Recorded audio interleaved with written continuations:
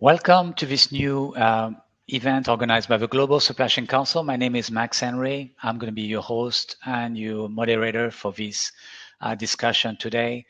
I want to thank again all our members for joining us from all over the APAC region. We have some people from the Middle East and also in Europe. And it's always great to have you for that session. So as some of you might know, this is going to be a panel discussion, and the theme of today's discussion is all around the impact of AI on supply chain talent. So for this discussion, we brought together some industry speakers who are joining us from different locations. I will let them introduce themselves. But before we get into the introduction, I also want to remind all of you that this is going to be an interactive session. So if you have any question on related to the topic or on anything that we cover, you can ask at any time by clicking on the question mark button located at the bottom of the screen. We will prioritize those questions. So feel free again to click on it and ask a question. We will not wait until the end. We will take those questions as they come. So thanks again for joining us. First, I would like to maybe give a chance to our panelists to introduce themselves. And maybe starting with you, Anna, if you can go ahead. Welcome. Thank you, Max. Thank you for inviting me along. So Anna Lees, I'm a procurement and purchase to pay advisor here at the Hackett Group. For those of you that don't know the Hackett Group, we're probably best known for benchmarking and research, but we always also provide advisory and consulting services. So I actually work with a range of clients across different industries. And yeah, this is a really exciting topic for me. So thanks for having me. Thank you, Anna. Thanks a lot for being with us again today. Next, we have Nadia as well joining us. Hi, Nadia. Welcome. Hi, hello everyone. Thank you, Max. My name is Nadia Abbas, and I head the IT procurement for the Asian Development Bank. And I have been on this side for the last 26 years. So thank you. Looking forward for the discussion today. Thank you for being with us. We also Damini joining us. Hi, Damini. Welcome. Hi, good morning and good afternoon, everybody. Thanks very much, Max, for giving me the opportunity to speak on this very relevant and hot topic. So I have recently retired from Tata Steel in the role of Director Procurement and Tata Steel UK. Currently, I am providing consultancy services, expert advice to various clients on the supply chain activities, benchmarking, process benchmarking, etc. Thank you. Great. Thank you very much, Damini. Also, we have Preeti joining us. Welcome, Preeti. Go ahead. Yeah. Thank you. Hello, everybody. Preeti. I'm the Vice President for Global Transformation at Schneider Electric. I'm based in Singapore and been in supply chain my entire career across multiple functions and industry. Very happy to talk about a very relevant topic to all of us. Thank you. Thanks for joining us. And we have Sandeep. I kept the man in the last because, you know, we have a nearly full woman panel discussion here. Sandeep, you're in good company. Go ahead. Yeah, welcome. Thank you, Max, and thank you, everyone. It's really happy to barge into a all-women, conference discussion. I'm sure there'll be a great discussion. I'm Sandeep, and I'm Director Global Procurement and International Market Supply Chain for Domino's, and I cover the region of MENA across 12 countries. I'm sure this is an extremely exciting and tricky topic to discuss. So I hope we have a great discussion. Thank you so much. Okay, thanks again for joining us, Sandeep. Okay, so for some of you who are just joining us, I want to remind everybody that this is going to be an interactive session. If you have a question for any of the panelists, feel free to click on the question mark button located at the bottom of the screen. We will prioritize those questions. So again, go ahead and ask at any time. So let's get started on this very exciting topic. Again, AI is everywhere in the headlines. We've been through it pretty much for a year and a half now with the revolution around ChatGPT and Copilot, and everybody is getting very excited about it. But how real is the impact on supply chain talent today? Do you think that we're seeing already a shift, or is just still more talk than transformation? Anyone? Feel free to unmute. So, Max, I can start if that's okay. Yeah. So, actually, we are talking of this AI. AI. If you really ask me, it's a very mixed kind of thing that has started. Some maybe has started taking off in next last few years now. Uh, AI is just becoming a glamorous word in some of the industries. In some of the industries, extremely relevant. Uh, I would always say it's very tricky because when the AI comes to you, there is a lot of a backend that is important in terms of the people, in terms of the system processes, data. A lot of things are there. So I've gone through this exercise a bit, and I've also heard of a lot of other industries that's doing it. As to the main question that comes in is, do you need AI in your industry or in your company at this point of time, and in which function to start, and then how do you take up the AI through the value chain?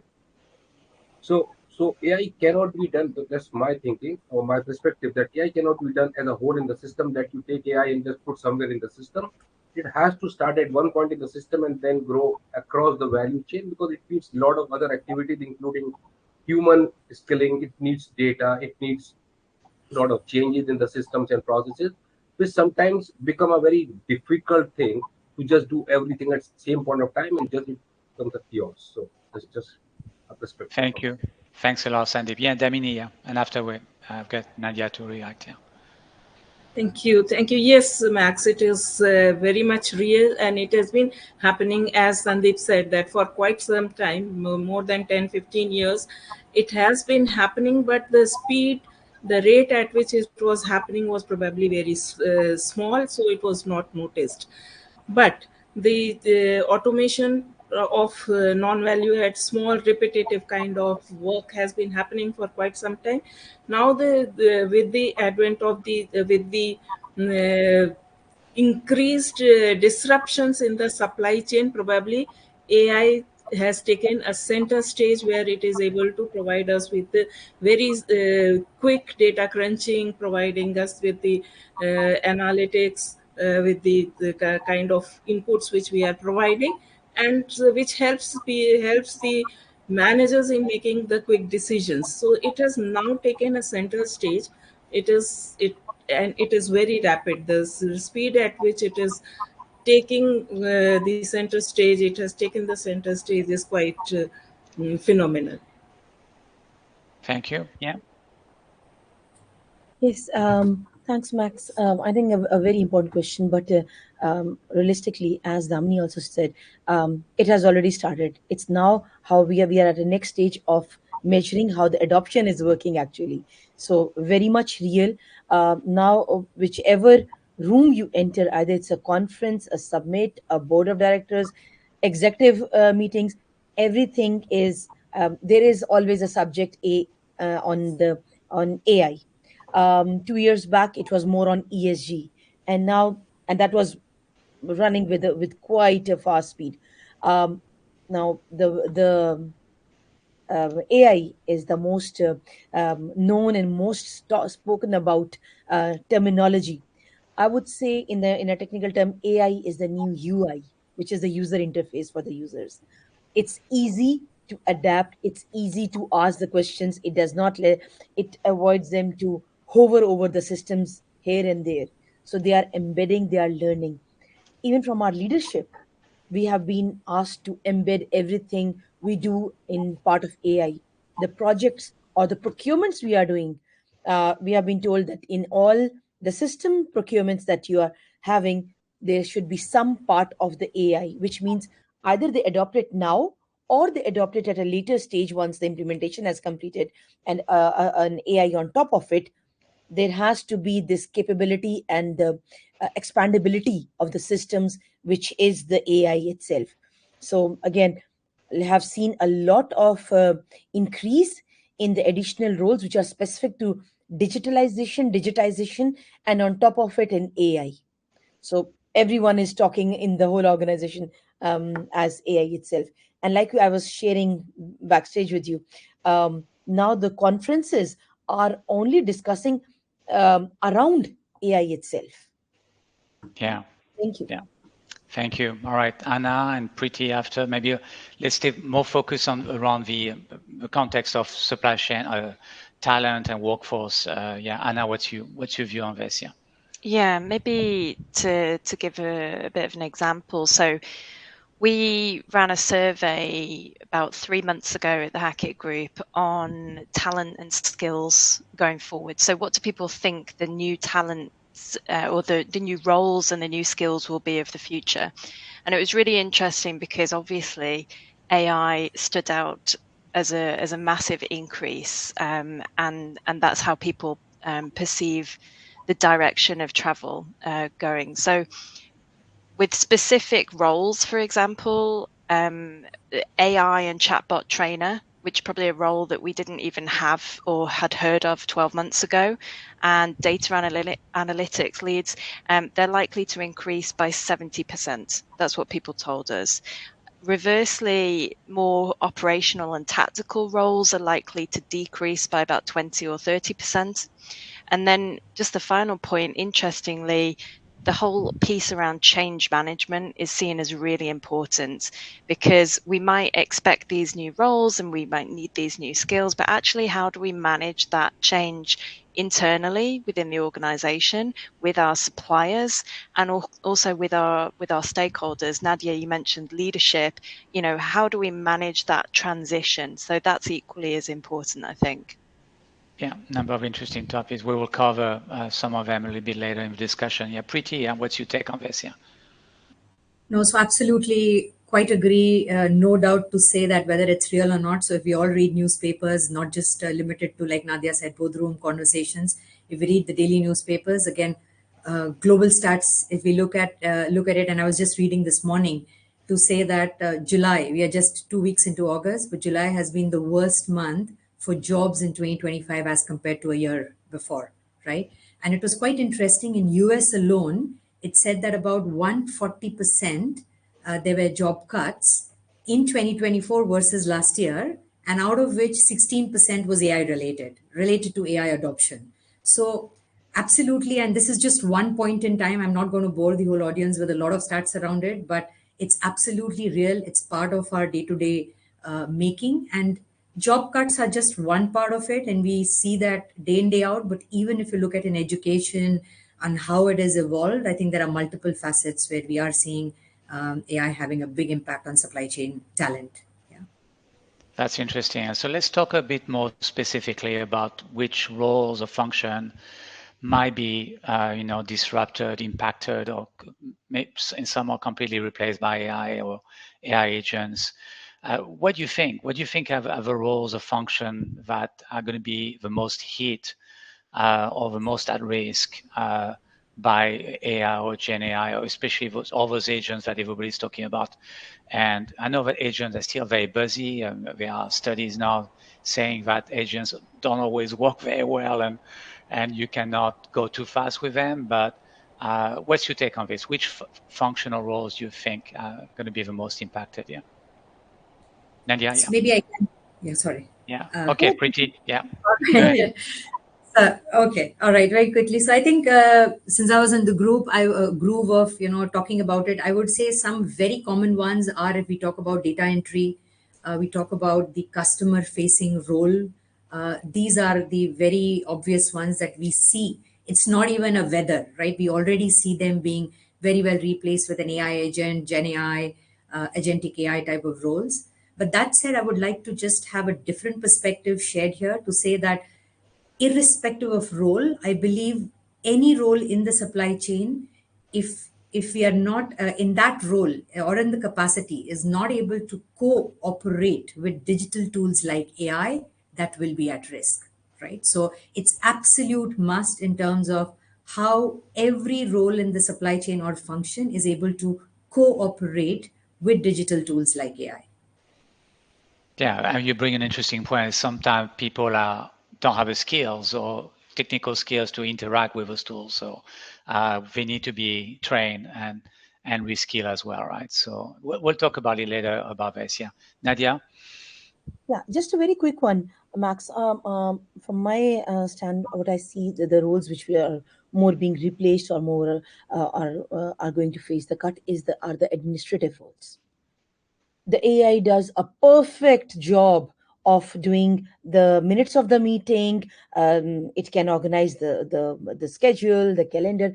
The administrative roles are the ones which are going to have a major hit. One, and the next step would be from a supply chain perspective, more tactical roles. Systems are already providing us catalogs, right? We have the sourcing managers have prepared the catalogs. They are already in the system. You just need to put an agent on top of it, and they can throw in the POs or cut the POs, as we used to say before, very quickly, in the blink of eye. It will just take few minutes. It won't take any rocket science. It's already engineered at the back end. So for now, more of administrative roles, and later at the stage, more of tactical roles, where the AI has already embedded itself into the system. So those are the Interesting. statements from my side. Yeah. Thank you. Okay. Damini, yeah. And after I'll get Sandeep to react. Yeah.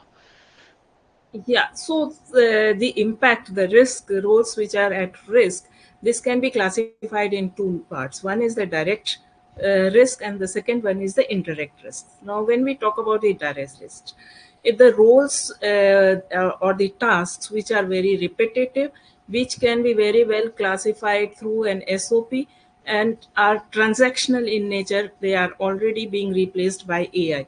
So, as Nadia gave an example of the administrative rules. So, if you look at procurement, the bid collation, comparative table preparation, when punching out of the purchase orders, the invoice mapping, its matching, etc., for payment processes, processing, etc., these are all being replaced by the AI. So these tools are very equipped, and they can turn around in very quick time with greater accuracy. So these are the kind of roles which are directly impacted, and we have seen many such roles have already vanished and are in the process of getting replaced with AI. The indirect ones are the ones which the managers, who are the decision makers, how effectively they are making use of the AI generated data, usage of tools, which Preeti was alluding to. That if these people, or the people, they are not able to make use of the tools, it will be difficult. They will be at risk, and they will be replaced by people who are more AI savvy, more tech savvy, and are able to you make effective use of AI as their co-pilot. Interesting. Yeah. Yeah. Sandeep. Yeah. Go ahead. Yeah. Thank you, Max. So I think so. Most of my things has been covered on this question. One thing is definitely a repetitive was transactional jobs. Definitely that's at stake. Again, depending on industry to industry, how fast they goes and how it's getting replaced.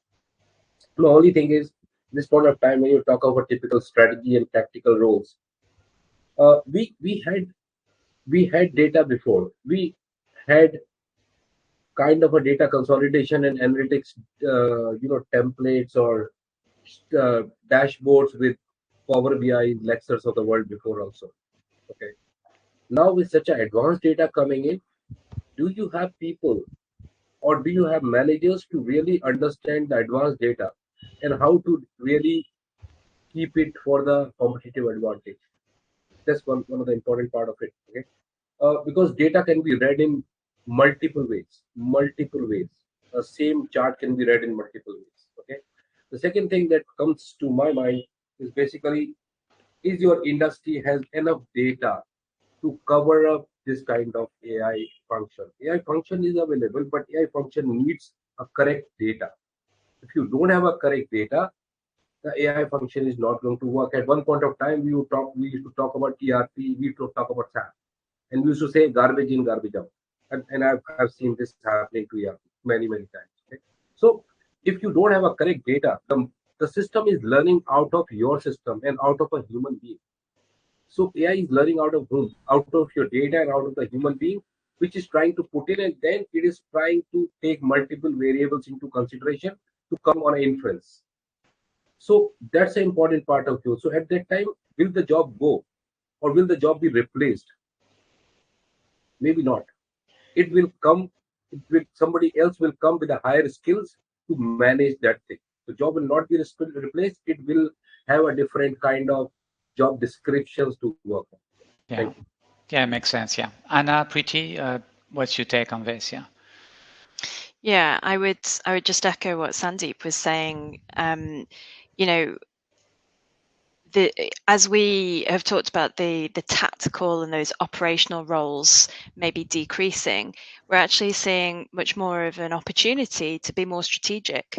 So taking the data and being able to interpret it, I don't think we've ever had as much access to data and insights as we probably do now.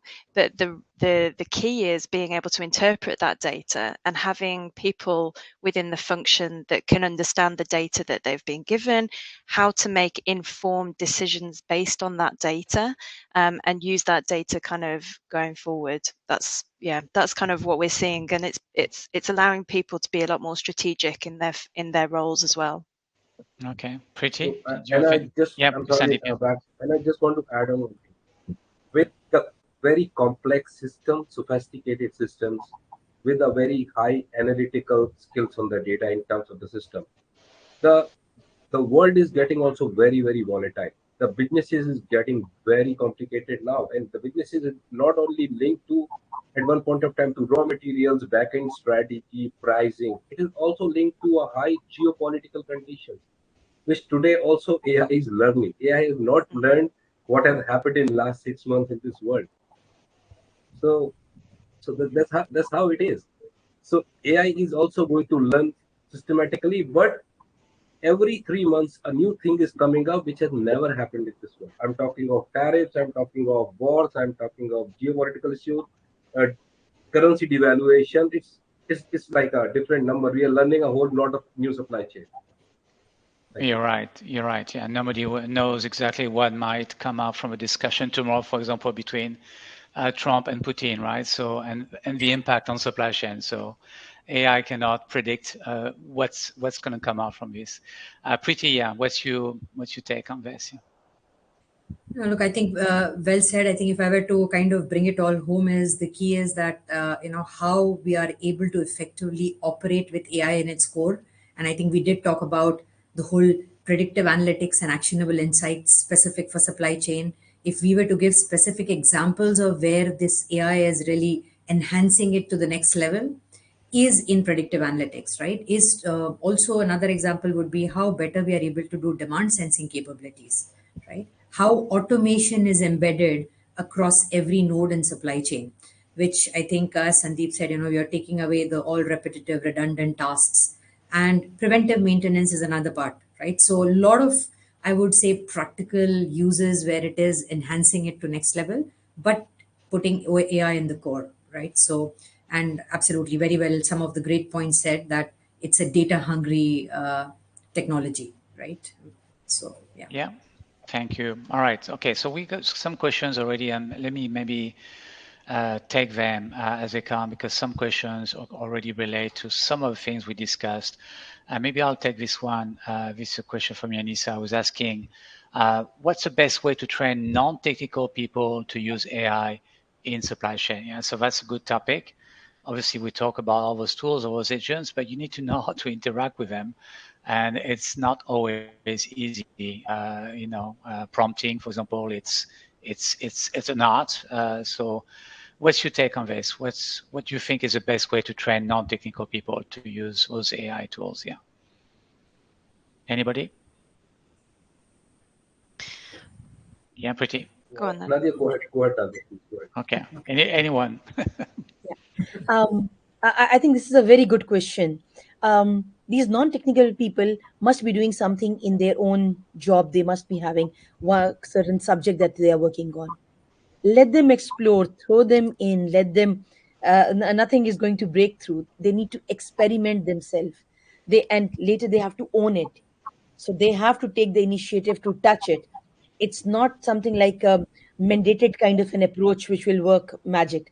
It is the interest and when they play around in their own subject environment, learning more, extracting a research paper, Even if you tell the kids nowadays, oh, have you looked at the Copilot or the Chat GPT for a more comprehensive answer?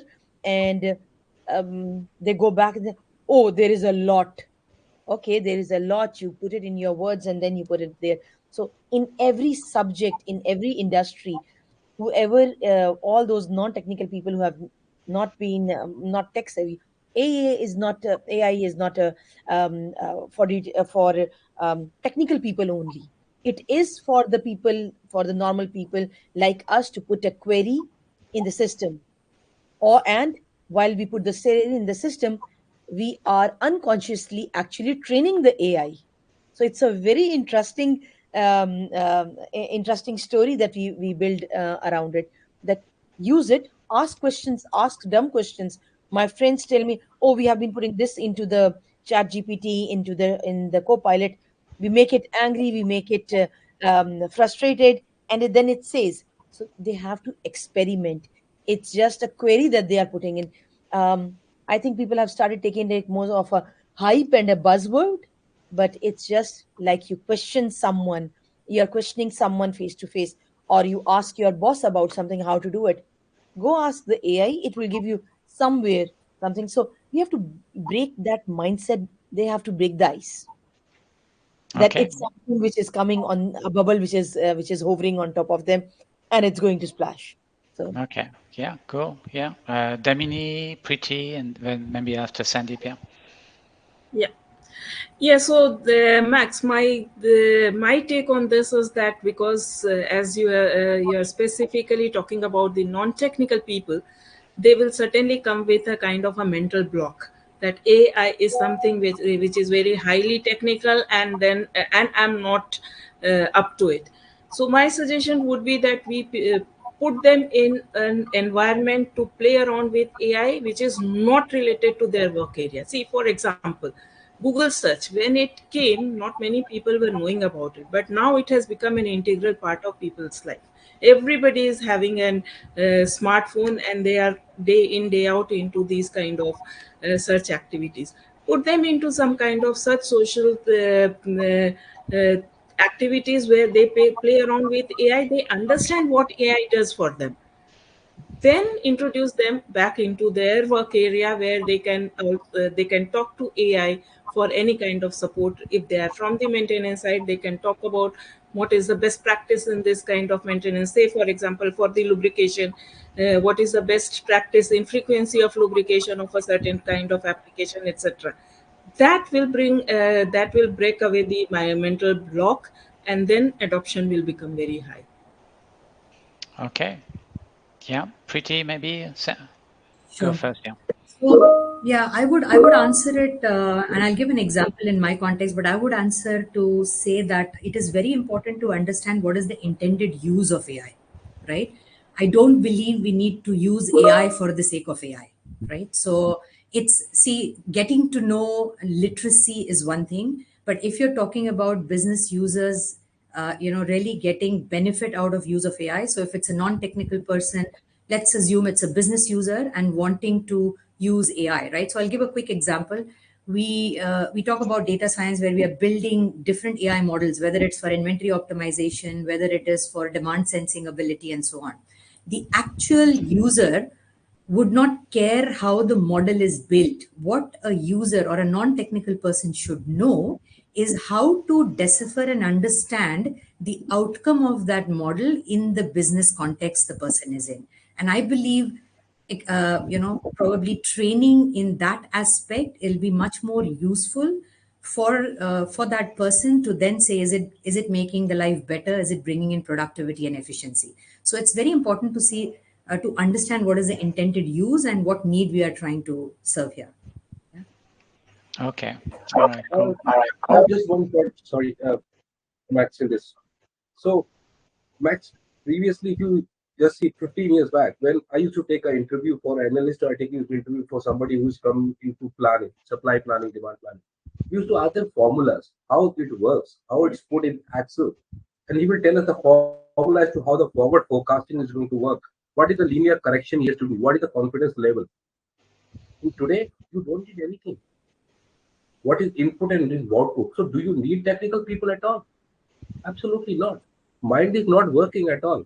You have input data and you have output data, and you have somebody who understands that the output coming has what relevance with the business. Simple. So life is easier. It's getting easier. It's getting squeezed, but it's getting easier. So in that case, the guy should only know the relevance of the data output in their system and how it's going to be executed. That's all. Okay, all right. So let's move on to the next question because we have a lot more coming up. So we have a question from Aisha who's asking, how do you convince leadership to invest in AI upskilling when budgets are tight? Yeah, that's a good point. We talk about all those AI tools and training the people, but sometimes the budget are not always there. So what's your take? Anna, yeah, like to comment on this? Yeah. Yeah, it's a great question, and I think organizations that aren't investing in it already will almost be behind. I think the curve is already starting to shift in that way, and our message is you need to react today. But I appreciate budgets are tight, and it is often difficult to convince leadership.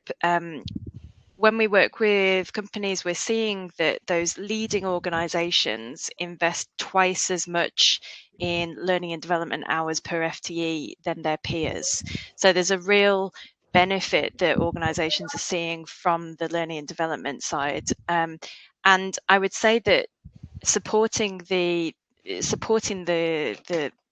how to convince leadership would also be around creating the business case. So showing what the benefits are of using these tools, or the business case for wanting to upskill yourself is really important.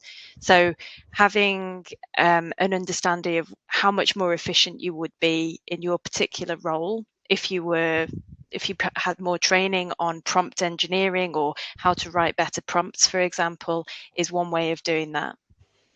And based on what you've seen, Anna, I mean, is there a magic number? If you look at the overall training and upskilling budget of companies, what should be the number? Just focus on AI right now or Gen AI, upskilling. So it's more than half. So More than half. Wow. we're seeing leading organizations spending maybe about 60% of their budget, their annual training budgets, on technology, data interpretation, and also Gen AI. And Gen AI we're seeing starting to creep higher and higher up that list. Wow. Okay. That's a huge, sizable budget. Yeah. Yeah. Okay. Yeah. Sandeep, yeah. What's your view on this? Yeah. So thanks, Anna, for covering some of the topic, some of the things in that. But my one thing is, what kind of AI system you are taking? Is it a strategical AI system? Is it a transactional AI system? Transactional AI systems comes with maybe of saving in terms of the manpower, more accurate data, customer service, and that has a lesser ROI time. Means the return investment start coming maybe in 1 year, 1.5 years. But when you talk about strategical AI systems, which is learning, which is a machine learning through your system, through your data, through the trends, it may take 3 years, 4 years. There where the red alerts come in system. Because if you talk of $2 million, $3 million kind of project with maybe a 4 years ROI, it can be something which can be pushed back. But is it important? Absolutely, yes, it is important, because whenever you will do it, it will take that much of time to learn your system and to reach out to a correct inference. So that's my take. Thank you. Okay. Anybody else on this? How to convince leadership? If I may, very quickly, Max, um, we have to get into the shoes of leadership and see what is that they are seeking from investment on the AI upskilling, right? And it's not about, in my view, it's not about that we are going to have some very high or big savings, or there is going to be positions cut. You remember when the AI started, it was that it's going to replace the job or it's going to just remove some of the jobs, and it's still the question: is my job going to be in the next redundancy cut due to AI? The objective of saying that is that it's not about the cost savings, it is about the optimization of a buyer's time. That's what needs to be shown, that if it is we are not intending for the upskilling, we are not intending to cut positions and bring you the savings and show that this investment is really big. It's about optimizing the time the buyer or the person is using now in the from the side of procurement perspective, supply chain itself. And then that time can be spent on more strategic elements like planning, more complex projects, more assessments and analysis, and that can be done. So if we talk to the leadership from that perspective, that it's not about budgets or the or investing from that angle, it's more of an overall strategic investment for the whole organization to optimize what we are doing, because the spend is always increasing, right? Most of the time, and the trend is the spend of an organization is increasing. So they are continuously increasing the workforce. So now um, uh, it is more on how do we spend on upskilling or reskilling of the same stuff, or we need to bring in more staff with the same expertise. If they try to put it in from a benefit perspective, they would know, and then the figures will start showing up. It's Okay. practical experience, so that's why I just wanted to share. All right. Thank you. Yeah, Damini, yeah. Go ahead. Yeah. Yeah, I agree with Nadia. Basically, Max, the 80% of the job is done if we are able to define the problem very clearly, link the upskilling requirement with and how the outcome of that will be, how that problem will be resolved. The job is already done, because as we all know, the leadership team is probably more aware and alive to the AI disruption, and they know what the business value will come through AI disruption. It is only the question of what we have to do to make sure that the remaining employee work base is able to make use of that AI, because we have already invested in the AI tools. So how effectively, productively we are able to make use of those AI outcomes, AI tools will of course bring the value to the organization, and that will convince the leadership very easily. Not so easily, but yes, there is a high chance of convincing them on investment in upskilling. Okay. Yeah, pretty. Yeah. Yeah, just a quick another dimension to add. So one is convincing the leadership, but also honestly, we if that belief is there that the AI upskilling, there's no second thought about it. There are a lot of open sources available or resources available, right? Which do not need as much budget and probably convincing to be done. So I think there's lots out there which is available freely. Where so to me the question also is, how much individuals can take that ownership to upskills themselves in the skill set. So just wanted to share that dimension as well. Okay. All right. Let's move on to the next question. We have more questions coming in. A question from Jaime was asking, how can leaders balance AI-driven efficiency with retaining critical human expertise in complex supply chain operation? That's a good question. And that probably bring up a topic around how senior leaders are also going to be impacted, because as we know, Gen AI tools are very good at making analysis and providing recommendation, and that's sometimes a job which falls under the VPs or even the CEOs of making a final call. And so what do you think? How do you think leaders can balance this and stay relevant in their own jobs as well? Yeah. Anyone? Should it, maybe if Yeah, I no, go ahead. start, I think we're never going to not need humans, particularly in the procurement and supply chain world. the basis of a lot of the roles is stakeholder engagement and being able to engage and build relationships with suppliers. That's, when you boil it down to, that's a lot of what we have to do, and you can't use AI for that. So there's always going to be a human element needed, and it's an interesting question. How do you balance that then with needing AI driven efficiency? And I think that comes back to some of the points we were already discussing about the training, the upskilling, the investing in the training and AI skill talent. But that's my view, that there is a balance to be held or to be had, but it's just finding that sweet spot. And like Priti said, we don't need to invest thousands, millions in new training tools and systems. There's a lot that's already readily available to us. But it's just finding that balance between upskilling in AI, but equally making sure that we have the right expertise in that softer side and the relationship management piece as well. Okay.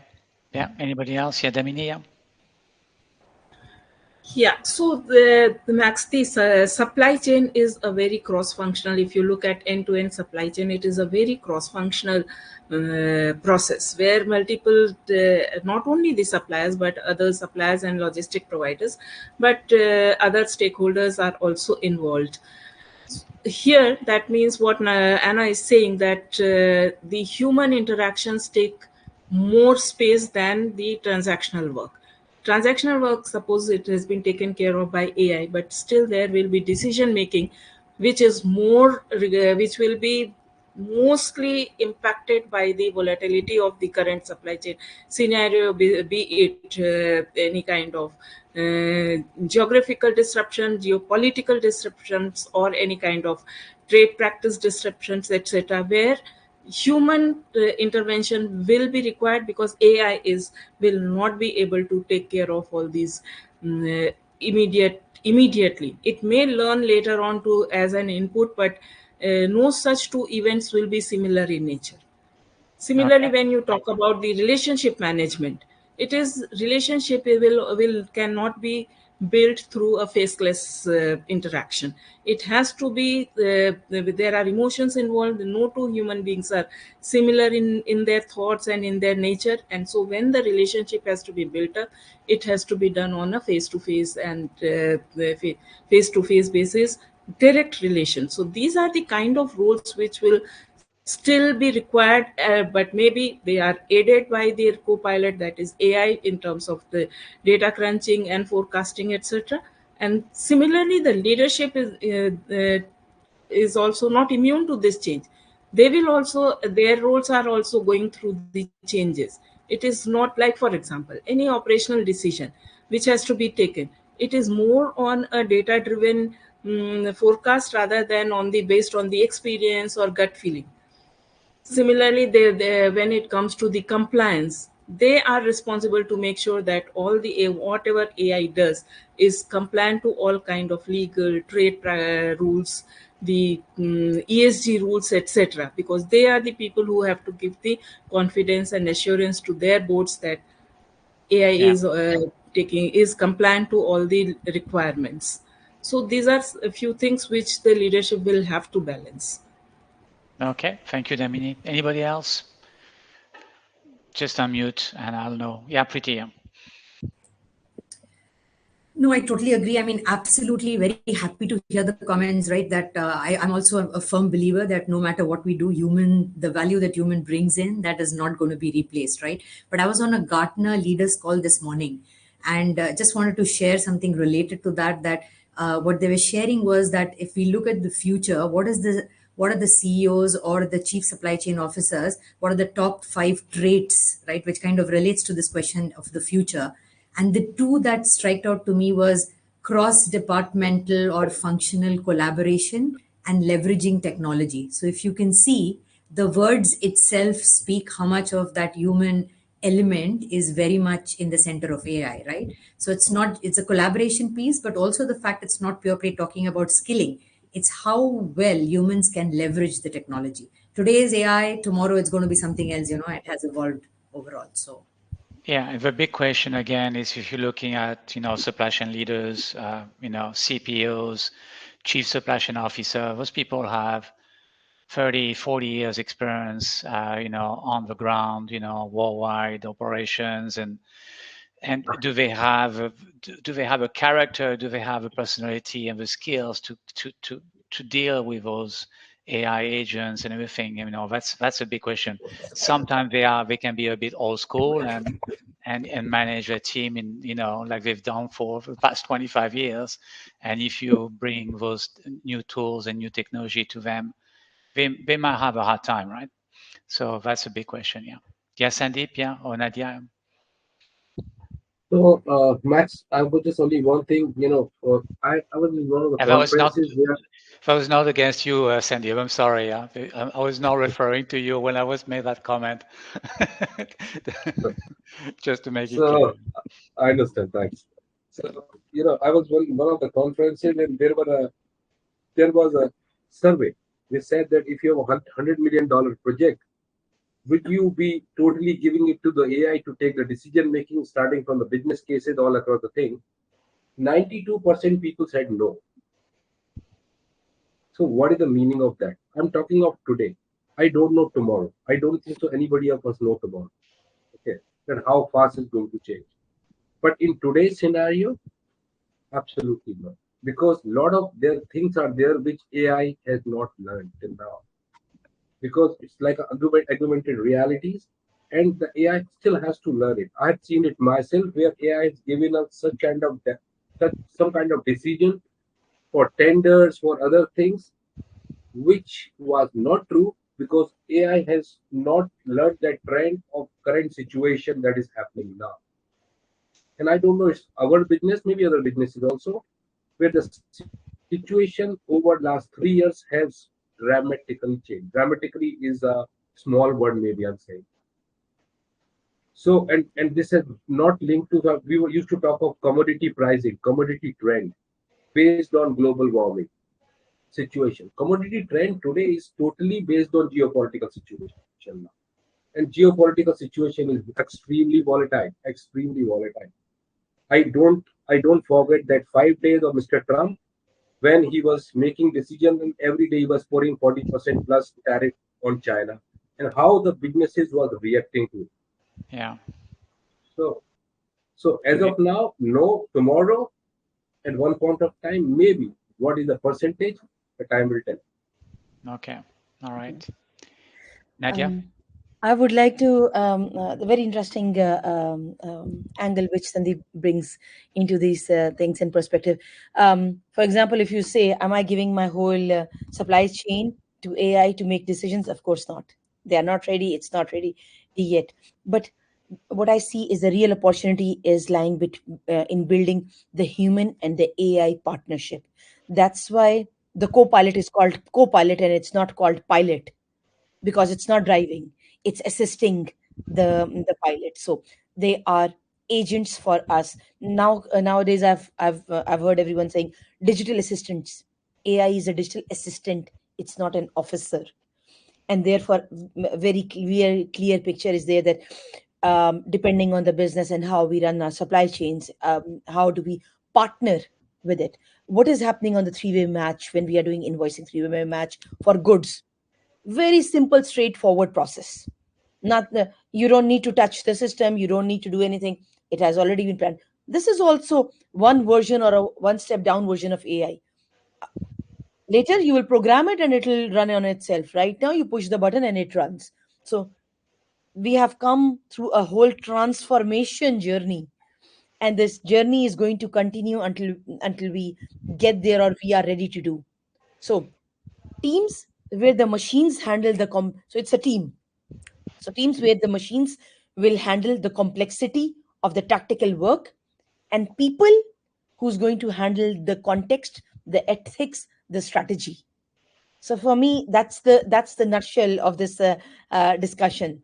So the leaders who will thrive will be the ones who are going to bring together the best of the human judgment and the machine intelligence. So it is a co-work, it's a co-pilot, it's a digital assistant. So there you go. Thank Okay. you. Thank you. All right, we got 5 more minutes, and I'm looking at the questions. I don't think we're going to be able to cover them. So let's be quick and try to do as many as we can. Are companies really redesigning organization chart for AI, or is that just a buzz? Yeah, we've seen companies kind of reorganizing their jobs and their org chart. Do you see that happening already, or is this just buzz? Very quick feedback on this. Maybe depending on the industries. If it is more tactical and they are able to do, I'm just thinking which industries would be the one who would say, okay, this has AI has reduced quite our job.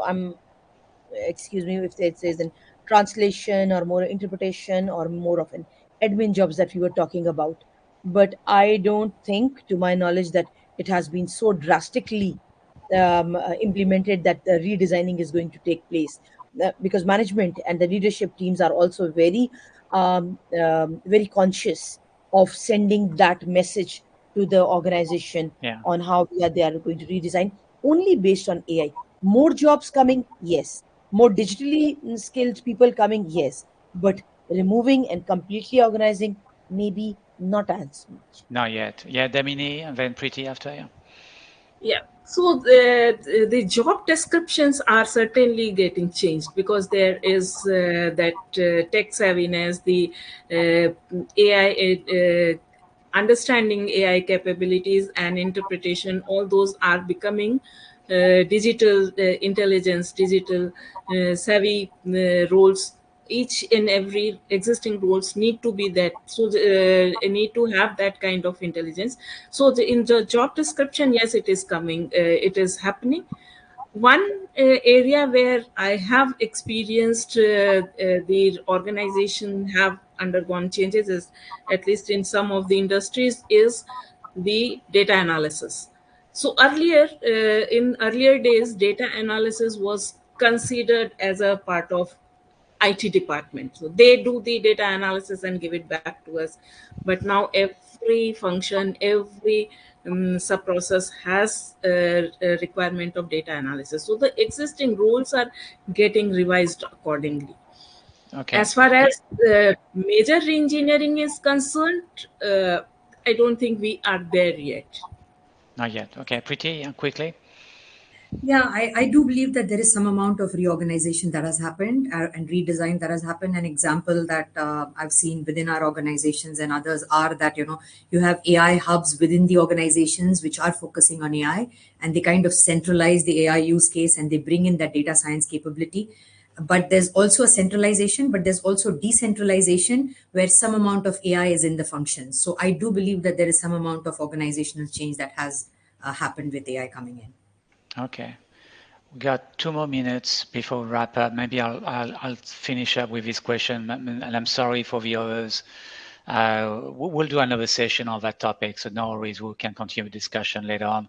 But this question is interesting. Moving forward, is there a minimum AI skill level every supply chain pro or professional should aim for now? What do you think?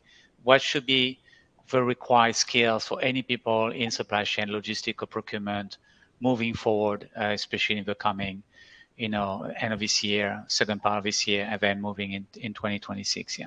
Sandeep, yeah. So, Max, maybe I don't have an answer to this question, or maybe I don't understand this question. What is a AI skill? I don't understand. Okay. You know, we used to talk of ERP, we used to talk of Power BIs. They are all giving us data. Data is coming from X, Y, Z, different kind of places, going there, churning it out and coming out. You need a person who understands supply chain processes and the relevance of. If you understand that, you don't need this. You need how to read a data, what data is coming, and how this data is going to be relevant for us in terms of present and future. And that's it. So Okay. that's my take. Thank you. Thank you, Sandeep. Yeah. Yes, Anna, go ahead. Yeah. And Yeah. maybe we'll finish up with you. Yeah. Yeah, I'd agree, Sandeep. It's that data interpretation piece, and understanding how to use the data. The other thing that I would just say is understanding how to write a prompt. that sounds really simple, but as we know, the tools learn from us. So being able to give as much information, or being able to write the prompt in a way that provides us with the information that we need from credible sources, and then being able to expand on that where necessary. The topic of prompt engineering wasn't really on our radar last year. This year, we're having clients continuously ask us about it and how to upskill their team. So I would say, just as a minimum, being able to understand how to write a prompt to get the data that you need and to be able to interpret it as well. Okay, all right. Thank you very much again for all your insights. Again, like I said, we are not able to take all your questions. I apologize for some of you who have been asking this, but I think that was an interesting discussion. This is going to be, I think, an ongoing topic in the coming months, and especially in next year. And we will, again, I think, reschedule another discussion on a topic similar to this. So again, thank you very much for joining us, and I would like to invite you to the next one. If you missed part of the discussion, this has been recorded. You will be able to see the replay on our chain.net platform, which is for our members. And you can also continue with discussion. So if you have any discussion, we have actually our discussion group on chain.net, but we also have a WhatsApp group specifically on AI and supply chain that you can use, and we'll make sure to share all those links after the discussion. I want to thank all of you for being with us. Preeti, thank you. Sandeep, Anna, Nadia, and Damini, thank you for sharing your insight, taking the time for being with us today in your busy schedule. Thank you again for being with us. And again, we look forward to see you again at our next event. And like I said, we will continue to talk about this topic. So have a great day, and we'll see you next time. Thank you so Thank much, you. everyone. Thank you. Have a great day.